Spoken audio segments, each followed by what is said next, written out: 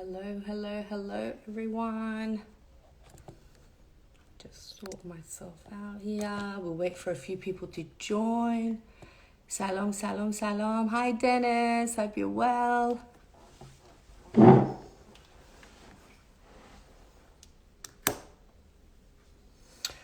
So just a few words for my Farsi speaking friends. سلام بچه ها، امیدوارم خوب باشین همگی. ببخشید این لایو رو من یه لایو دارم با این نفر که انگلیسی زبانه، باید این لایو رو به خارجی به زبان انگلیسی داشته باشم، ولی به زودی یه لایو به فارسی هم میذارم. یه گست خیلی خوب دارم که قراره بیاد و با هم صحبت میکنیم، ولی ببخشید که اینو چون بیشتر کسایی که تو شهر ما الان اینو گوش میدن انگلیسی زبانن، این باید به زبان انگلیسی باشه.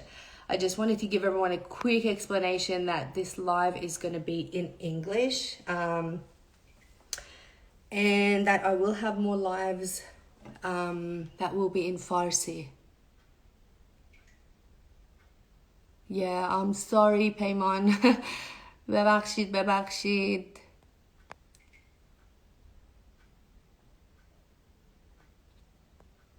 Hope you're all doing well.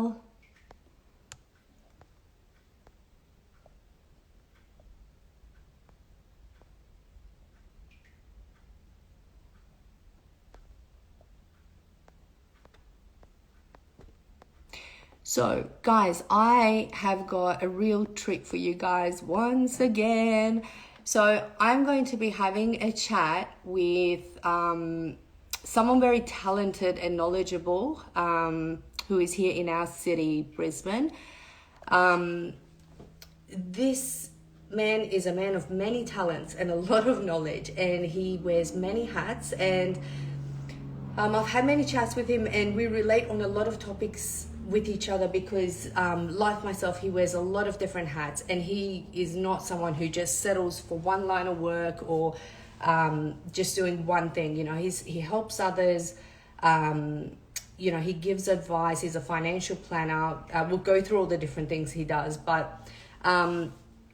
he is a dad, he is a husband, he does it all, and it kind of it's quite inspiring because just like when a quote that he really likes is a quote that I really like, which is you know, whether you think you can or you can't, you're right either way. Basically the choice is yours. So it just shows that, you know, us people, we can do so many different things in life, and we don't need to settle. It just all comes down to our mindset and, you know, and how we think about things. And if we believe we can do it, we can pretty much do just about anything.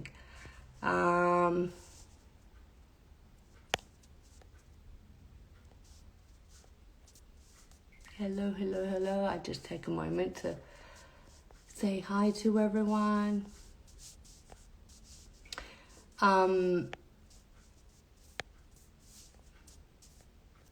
مرسی آقا رضا، امیدوارم خوب باشین.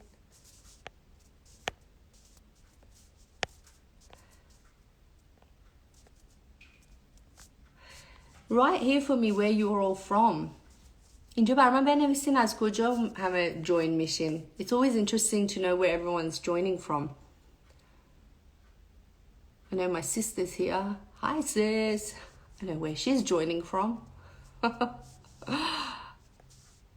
And we're just waiting for our guest to arrive.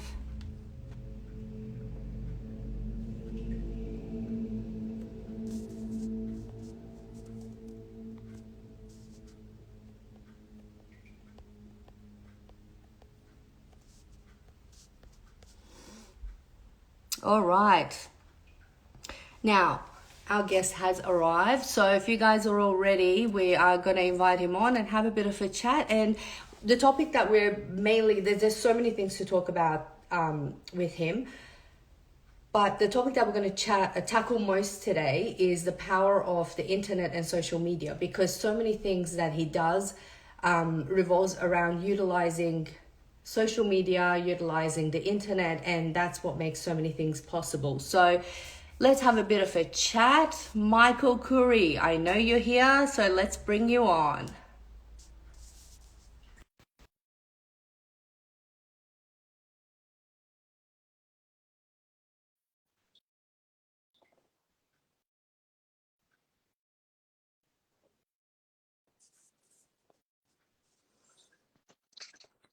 Michael. How you Hey. going? Good. How are you? Yeah, not bad, not bad. This is my first Instagram live, actually. So I was worried I wasn't going to work it out, but it was okay. Yay. You made it. That's what I was like hanging in there waiting for you for a couple of minutes. I'm like, oh, if he doesn't come on, here I am, drum rolls.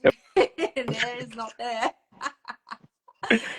So, Michael, for the benefit of people on my page, I've given them just a brief introduction to you about yourself, but you're a man of many talents. And thanks for making the time to come on, by the way, because I know how busy you are.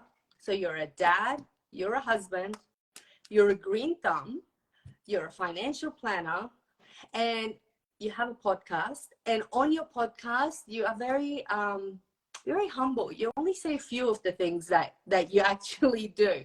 So guys, I had to actually write it down because he does so many things. It's hard to keep up.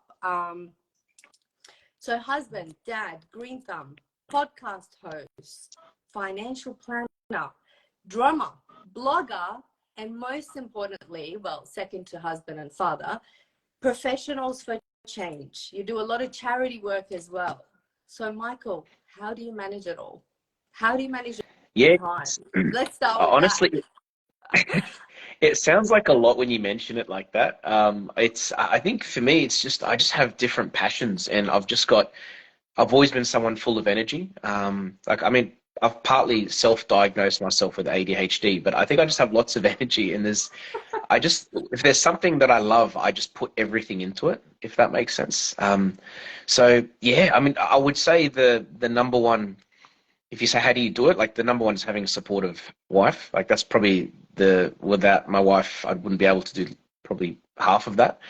And I would say that's a big part of it. Another one is passion. I think when you love something, you just make it work. It's like kids, people that have one child, they think, oh my God, life's so stressful. Then they have two, and like, oh my God, and they have three, and like, oh, and then they can't believe how they dealt, how they thought one was hard. Now they've got three, and then some have five or six. It's when you love something so much, time's not an issue, and you just make it work.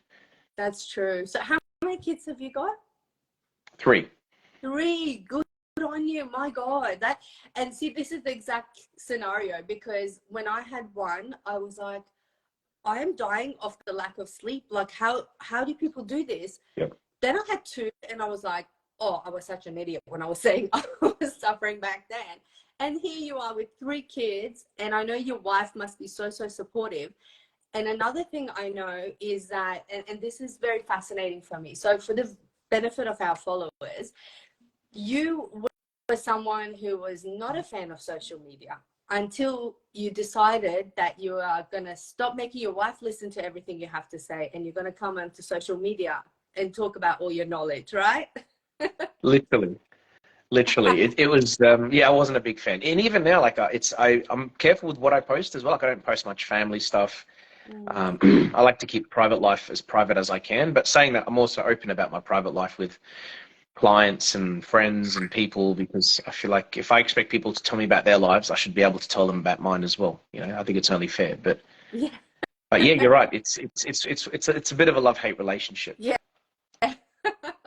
I think we're all still in some ways adapting to it. Like for myself as well, I'm a real estate agent, as you know, and now I'm doing this online business as well for the past year or so, about a year and a half or so now. And before I used to post on social media, but I was on some level private about things, and I wouldn't, I was kind of like come and wish people a happy birthday or maybe put a birthday post or something like that. And I wasn't realizing, even for my real estate work, I wasn't realizing the potential that social media had. So I think until I, joined this online business, and now my perspective is completely different. But I think for a lot of people, we're still in this transitioning phase where a lot of people haven't realized the power of it. A lot of people haven't adapted to it. And as you said, there is that little bit of love-hate relationship still, for a lot of people going on with it. So yeah.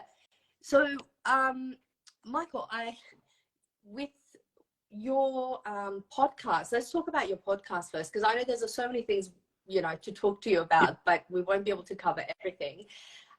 What made you do the podcast? Because I love that podcast. I've listened to so many of your episodes, and one of the ones I loved is about your trip to Bali that you went, and does money make us happier and not? Like, there's Yeah. just so many golden nuggets in there, and so many things. Like, I've had so many aha moments with your podcast where I've gone, yeah, like, we don't really think about it that way. And even the one about, like, when we delay things, like the dentist, like, Mhm. I've got that issue where I'm just like, yeah, I'll just brush this under the carpet.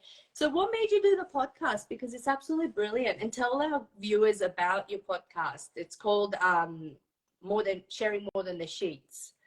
Yeah. It's when I first started it, it was like, admittedly, it was for selfish reasons. It was to get myself out there, to um, just promote me as a financial planner, because I've got my own business based in Milton. I've got clients all over Australia. I thought this is pretty cool. It could be something online. People can see it, and I'll get basically more clients out of it. That was the initial reason.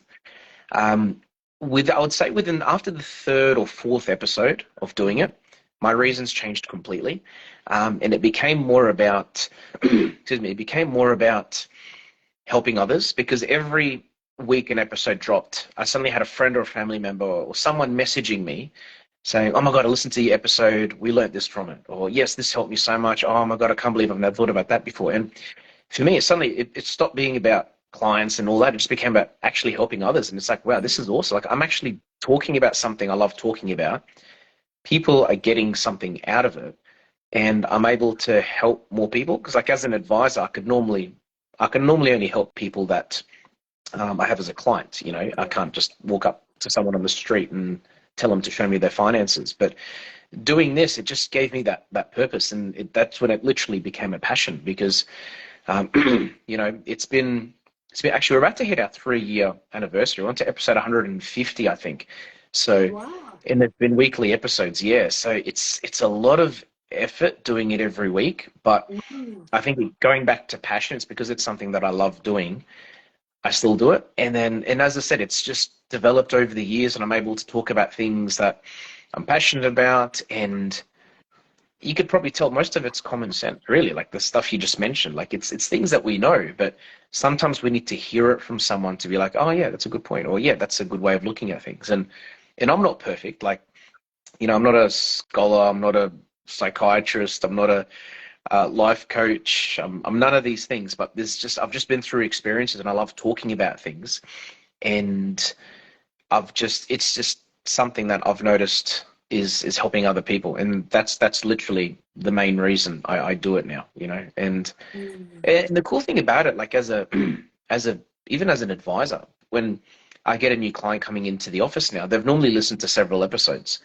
So, which is pretty cool, because that means that they've made their mind up before meeting me, whether they like me or not, whether they like my style, my way of talking. Like, I'm not, I sometimes I listen to myself and I think, like, I'll hear a sentence that I just said on the podcast, and I'll just say that makes no, like, that's the most incorrectly grammatic, it's the most, I'm doing it right now. It's the most grammatically incorrect sentence I've heard in my whole life. Like, I'll just say a word that doesn't exist sometimes. So, but that's just me talking, and I just open my mouth and words pour out. So some love that, some may not, and it's helped a lot from that point of view. And also, thirdly, if I see a client or someone that I can't really help, or it's not worth them paying a fee for advice, I'll at least point them in the right direction. So, hey, listen to episode 6 and 14 or whatever. I really think it's going to help you. So it's become a bit of a library now of information that can help others. That's so good. And I think also for couples as well, there's oftentimes, and depending on what stage of their relationship they're at as well, there are things they won't talk about. There are things that, and they could be listening to your podcast together going, yeah, okay, maybe we need to, address this. So I just think it's so clever. And the fact that you make that time to do this every single week, it's so good. Like, there's just so much to get out of that.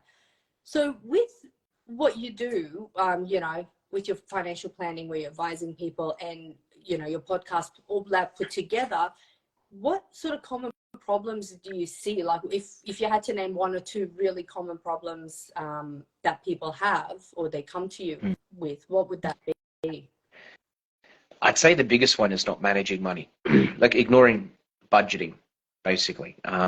A lot of my episodes are about money management, behavior, just the basics, like the stuff that we should have been taught at school, Yeah. the stuff that people that don't have much money feel like they can't do because they don't have much money, and those that have a lot of money feel like they don't need to do because they have a lot of money. Mm. Budgeting is one of those things that everyone needs to do. Like whether you earn $500,000 a year or $40,000 a year, it's one of those things where people feel embarrassed sometimes to budget. They feel like it's not what they should be doing, but it's literally the most underrated skill of managing money.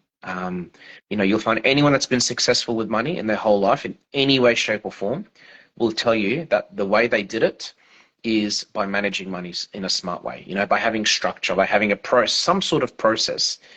They may not have been perfect at it. Like I'm not perfect at it even. We're human beings. Things pop up in life. We make emotional decisions. We make mistakes. So it's normal to make mistakes and not be perfect at it. But it's one of those skills that a lot of people. It's literally the most underrated financial skill you can possibly imagine, in all honesty. Because the other thing as well is I'll talk to someone that tells me they don't need to budget, that they're fine. But that's just probably because they have a lot of surplus or extra money that's being wasted, or someone that tells me that they can't do it because money's too tight and they're having to rob Peter to pay Paul every fortnight. Well, you just need a strategy in place. You just need someone to show you how to do it. And it's not rocket science. Like most of the time when I go through it with people, they're like, oh, like it's not, there isn't like a secret skill or anything like that, if that makes sense. So Yeah. yes, I'd say it's that. I'd say that's the biggest thing. That's the part that people, and sometimes I'll help someone with all these things, like, superannuation, life insurance, investments, wealth creation, retirement planning, tax strategies, all these financial things. But sometimes the biggest thing out of all of that that they take away that they just personally love is the budgeting. It's like, wow, like I didn't know that it was that simple, or I've been wanting to, or sometimes a lot of people say I've been wanting to do this for a long time, but I just literally did not know where to begin. Yeah, yeah, I can see that. And also coming, you like, I don't know whether you see any differences in the cultures, like Persian, you're Lebanese, right? Like I think in our cultures also there is a bit of a norm of living beyond our means, and everyone wants to have the best of everything, and I think budgeting is not even in their mind. Like they're just like, oh, we want this car, we're gonna make this happen. Like it doesn't matter how we make it happen, who cares what the budget is, we'll just go Yeah. in that this much because we want this car and we want this house and all that sort of thing. Do you see that like more or less in any sort of culture, or is that just sort of, like as I find it from a professional viewpoint, do Yeah. you see that a lot more in our kind of cultures, or no, like generally everybody? I used to think that, but after, I've been doing this for 13 years, I think now, if not more. After meeting that many couples and going through it, I've actually found that no culture is worse than the other as far as like managing money is concerned. Like it's all honestly the same. Like the all cultures will splurge on things, they'll buy stuff they don't need. But what you are right about is different cultures do it for different reasons. Yeah. So, for example, I do find that, for example, you know, certain people like you can say I don't want to say Middle Easterners, but like people that are a part of a particular culture group, Mm. not just Middle Eastern people, but those that are part of a particular group normally have like a group of friends. They're very close to those and to a group of people in their community. And when you're close to a group of people, you suddenly try to start being wanting to impress everyone else, and you start wanting to have the best this or the best that. So I do see that sometimes where like certain people that they just, for example, a wedding. Someone that can't really afford to have a massive wedding will just have a massive wedding because it's in their culture. Or somebody that can't really afford to buy a house will just buy a house because it's not going to be socially acceptable for them in their group to get married without having a house, for example. Yeah. You know, whereas I find with other cultures where they don't really care about those things, they spend a lot of money on other things, like they'll go on a massive holiday. They can't really afford it, but they'll just take a loan out to go on a holiday because they just want to live life. Life's too short. Let's just spend money we don't have. Mm. Or they will, you know, um, yeah, go out lot on weekends. You know, like they don't have much, they don't have a house or investments, but a big mistake they fall into is they spend a lot of money. Like if they look at how much they spend every weekend on going out and drinking and parties and stuff, they probably could have bought a house, you know, 5 years ago. Yeah. So there's that. And the issue I find with everyone, regardless of culture, is sometimes not knowing where to start. Some people, they want to start, they don't know where to start. Some cultures, some people are too embarrassed to talk about it because, and this is a whole psychological thing we can talk about for hours, but like everyone has a different relationship with money. To some people, money gives them anxiety. So talking about money, even with their partner, just stresses them out. So they don't talk about money because growing up, they didn't talk about money. Just like some people don't talk about politics. So suddenly asking for help for them is a massive hurdle. Finding someone to talk to is a massive hurdle. You know, and the other part about it as well, the second part is everyone has a different relationship with money in that to some people, money equals freedom, and they're the ones that will just spend big because money equals freedom. Like you know, in a relationship, some will, not always, but sometimes someone's a spender, someone's a saver. The person that feels that money equals freedom is normally the spender, and then the person where money equals security is the saver. The person that will just save, save, save. They're going to have $200,000 in the bank. Need a new pair of shoes and be too scared to spend money on shoes because they won't feel comfortable touching that money, for example, because to them money equals security. And some people sit in between, you know, and not some, all of us sit in between. No one is really one extreme or the other. Some are, but it's about understanding your relationship with money, and that's massive. But yeah, as far as what you've mentioned, that's another hurdle sometimes for people wanting to get advice as well. Yeah, they don't know. I think going to see a financial planner, it like traditionally in people's minds, it's, oh, that's what, yeah, as you said, like rich people do that. Like, you know, I don't have much. Why do I need to go see a financial planner? I just pay the bills with it, and that's all I do. So if people want to come and talk to you, so you said where's your location? Where's your business? It's in Milton. It's called Better Milton. Financial Planning Australia. Better But financial. most of our meetings are on Zoom, to be honest with you, these days. I That was still going to give be my everyone the next choice, question. but they just Yeah. choose Zoom because it's just convenient for most people. Yeah. And as much So as I do you prefer do? face to face. Yeah. Well, I mean, that makes it, and that's again the power of the internet. Like these days, everything is so much more convenient like that. So do you do people from sort of other cities and countries? Do you sort of advise them as well, or you keep it within Other cities, yes. Brisbane? No, within Other Australia, cities within definitely, Australia. definitely. Okay. Yeah. Yeah, So people can contact you and they can set up a Zoom meeting with you and sort out their financials and live happily ever after. yeah, pretty much. Awesome. So the other thing I wanted to touch on, you mentioned weddings, and that reminded me. So Sahara Band, right? Is that what it's called? Yeah, Sahara Sangre Entertainment. Entertainment. Yeah. Yeah. So I think a lot of people in Brisbane probably know you from there as well. So tell us a little bit about that, because you see a lot of weddings with that. Yeah, plenty. It's for me. It was so basically it all started 20 years ago, probably now, where I was Oh, 15 and just drumming for fun. And it's always been a hobby. It's only really boomed and become like a full-on thing, I'd say, in the last 5 years or probably 10 years, because we've had more weddings up here in Queensland and people just have just heard about us more. So initially it was just me and my brother, Justin, and now we have a team of probably 10, 15 people. I'd wow. probably say 15. By the time you add on DJs and sound technicians and violin, sax, drummers, I MC at weddings as well now. So it's it's become literally like a second job, which is hard for me because I'm so busy with the financial planning side of things. So I need to make sure that's my main focus. But at the same time, passion is where the Yeah. music is. Like I don't do it for the money. I do it because I love it. Like it's I love doing it. Like we had two weddings on the weekend. Saturday was a Turkish wedding. Sunday was a Lebanese wedding. I emceed at both. We drummed at both. We had a DJ at both as well. And like it's the best feeling in the whole world, honestly, being part of someone's big day, Oh, trying to make it as special as possible. Like it's massive.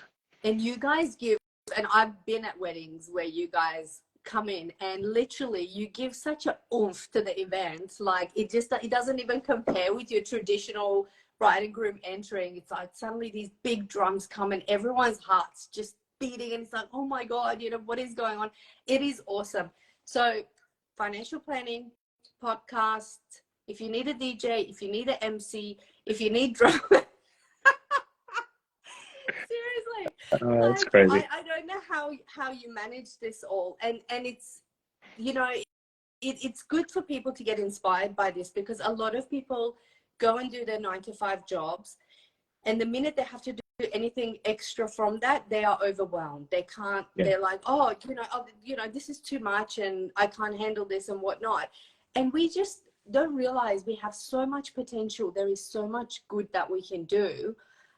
Which brings me to the next point. You also do charity work. What charity are you involved with? How does that work?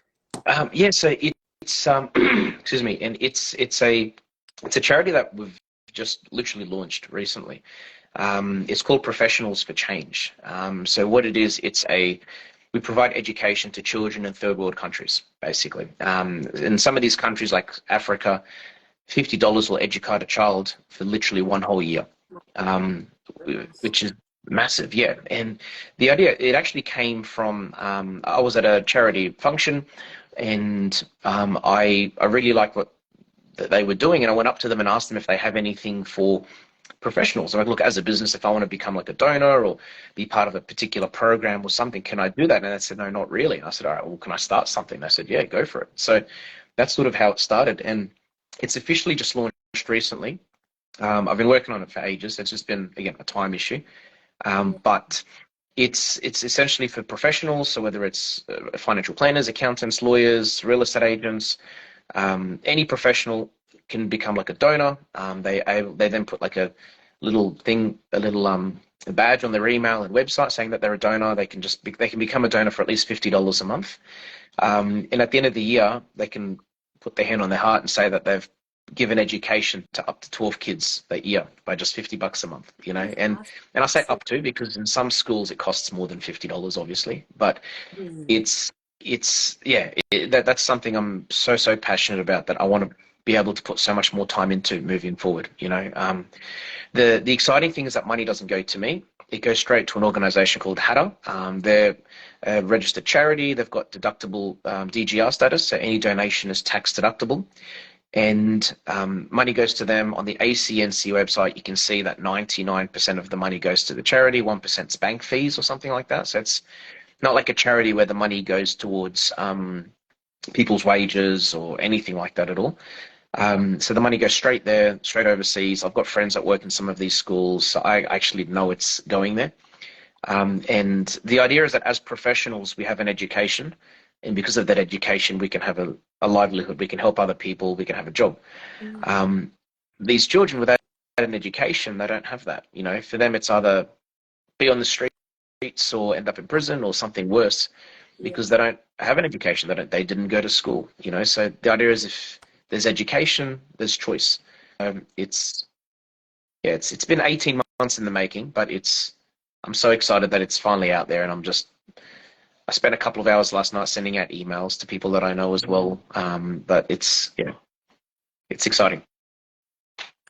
It's really exciting.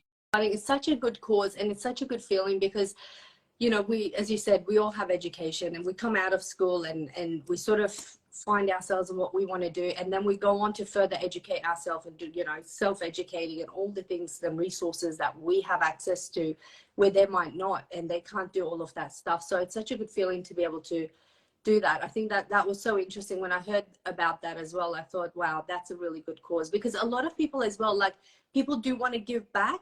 And up until a couple of years ago, myself included, like, I didn't know where to, you know, what to do. So now I do different things as well, but it was hard for me to find where to actually help, where to donate.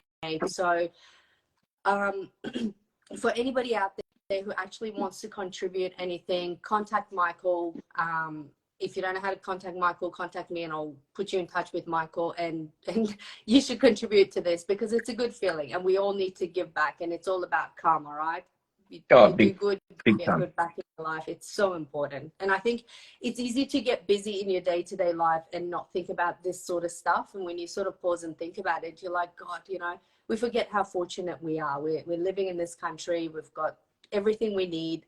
The minute things don't go our way, we throw a tantrum about it, not realizing there's people out there in the world who don't even have the basics of the things that our children, have here.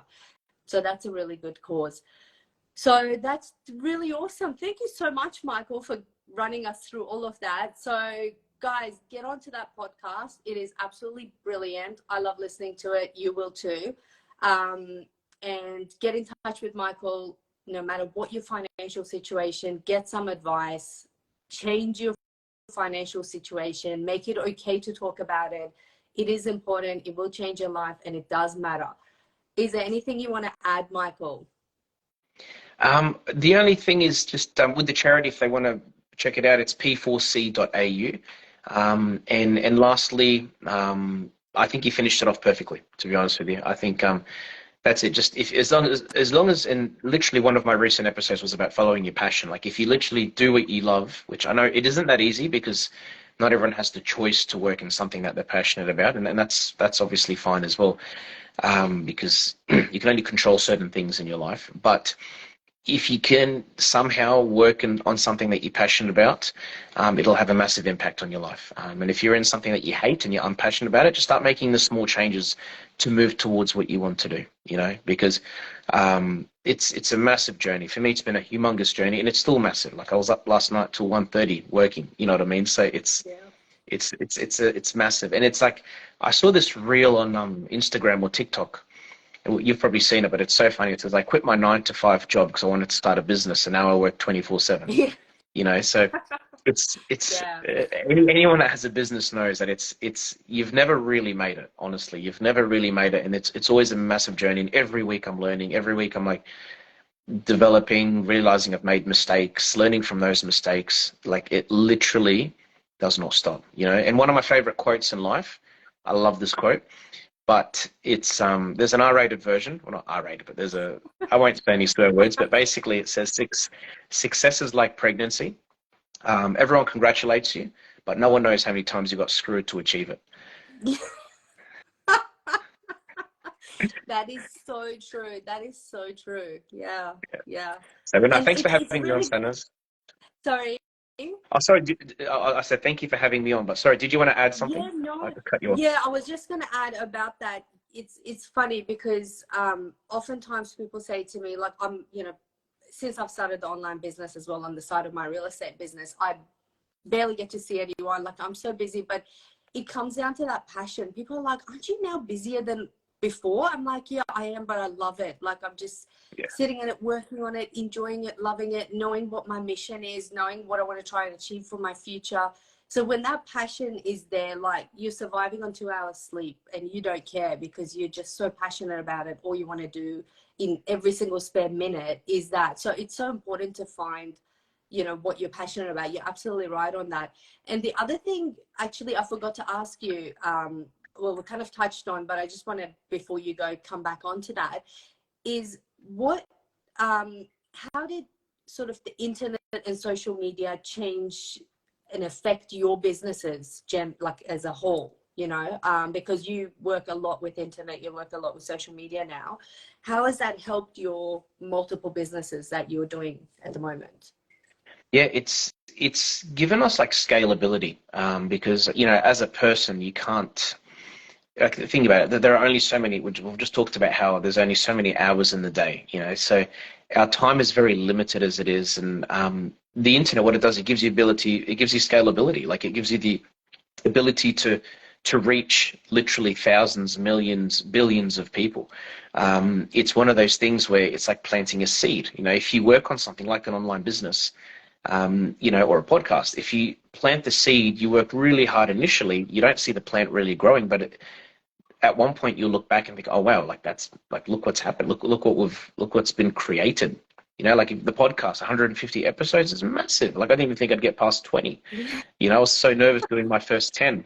So it's one of those things that you look back, you're like, wow, and now that's something that people will listen to in 20 years if they want to. And again, you can relate with the online business side of things. It's like you just build something, you grow it and grow it, and sooner than you realize, it's just grown a lot bigger than you ever thought it probably would.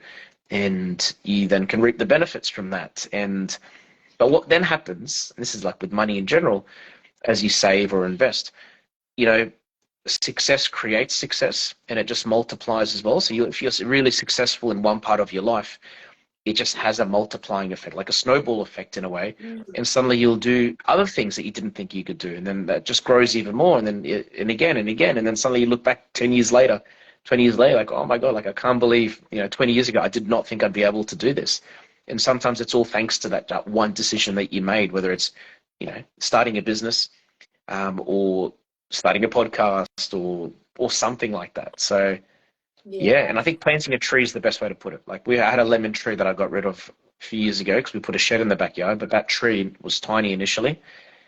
It was annoying because it had like stink bugs on it all the time, and and just bugs, and the lemons used to fall off, and we got no lemons out of it for a few years, and I trimmed it back and did things to it, and it was still failing. And then one year it just started giving lemons, and it just literally gave us too many lemons to the point where they were just falling on the floor, and we didn't even get the chance to eat them. So it's like anything, you just work hard at it and eventually it'll just, you know, Yeah. grows, and Yeah. yeah, you'll never look That's a back. really good analogy. And on that as well, so is that your passion? You're a green thumb. So Yes. do you make time for that? Like, do you actually get to make time for that in between the million businesses you're doing at the moment? Yeah, not much, to be honest with you. Admittedly, not as much as I'd like to, but it's when I do get the chance, I love it. Like it's the most relaxing thing in the world. Um, you know, and I'll give a plug out. I can see someone watching is Maggie. I've got Uncle Eunice is my number one gardening Dr. Eunice is the gardening guy. So it's always good to get tips off other people. Yeah. But yeah, I love gardening. It's such a massive passion. Same. I find it's just so relaxing. Like on a Sunday where we rarely get, if we've got nothing that we're doing in particular, where we're not going to an event or anything like that, spending a couple of hours in the gardens in the yard with the kids and just doing a bit of my gardening. I've got my veggie patches and all that sort of stuff. And people kind of don't expect that, a lot of people do that kind of stuff, but I love it. Like it's just so relaxing and Mm. it just sort of centers me and relaxes my mind, gives me perspective, and then I come back to what I do. So I found that quite interesting that you do the same. I think a lot of people find a lot of peace in that sort of thing. So yeah, that's really cool. Well, I know your time's limited, Michael. Thank you so much for coming on. I could speak to you for hours and hours, and that internet thing I had to touch on in the end, but we could talk for hours on that. But Oh, thank you so likewise. much for making the time to come, and thank you to your family for supporting you to make extra time because you already had do so many different things. So I didn't want to take too much time away from them. But Thank thank you you. once again, and hopefully we'll have another chat sometime soon. Thank you, Sanas, and keep up the awesome work that you're doing as well. Thank you so much. Appreciate it. Appreciate all the support. All right. Cheers. All Bye, right. Take care. everyone.